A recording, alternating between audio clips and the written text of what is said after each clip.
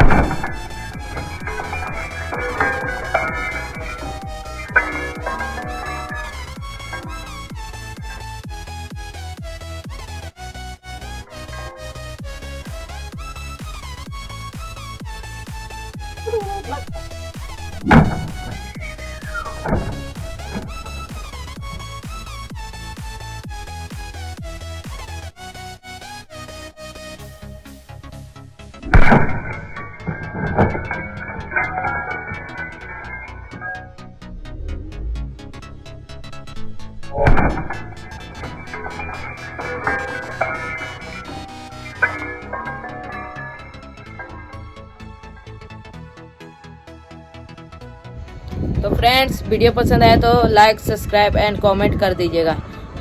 तो मिलते हैं नेक्स्ट वीडियो में। जय हिंद।